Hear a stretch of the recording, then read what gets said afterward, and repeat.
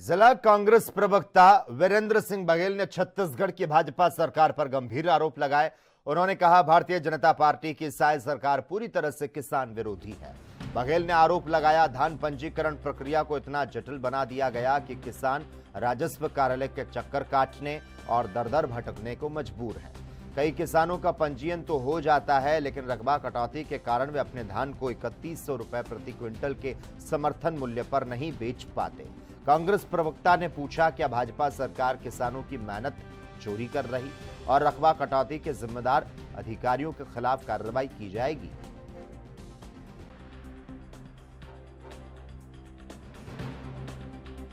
खैर, जो बीजेपी की सरकार है छत्तीसगढ़ में, वो किसान विरोधी सरकार है और इतना जटिल पंजीयन बना दिया है जिसको किसान पूरा ही नहीं कर पा रहा है। आज आप गांव-गांव देखिए, जो पिछले साल 100 कुंटल धान बेचे हैं उनका 30 कुंटल, 40 कुंटल, यहाँ तक कि मैंने कई किसानों को देखा है कि उनका जीरो तक बता रहा है। तो ये सरासर गलत कर रही है, किसानों का धान नहीं खरीद रही है और इसकी नीयत नीति में खोट है और निश्चित तौर पर किसान परेशान है।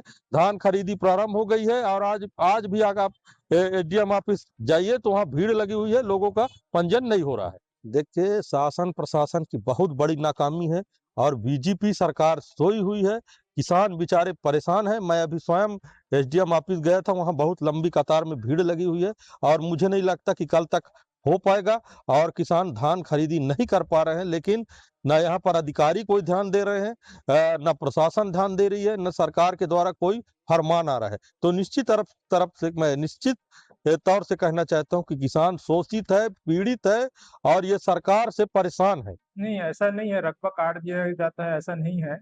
किसान के खेतों में हम लोग 2-3 स्तर पे सत्यापन करते हैं। पहले तो डीसीएस होता है और जहाँ पर डीसीएस नहीं होता वहाँ पर मैनुअली गिरदावरी भी होता है।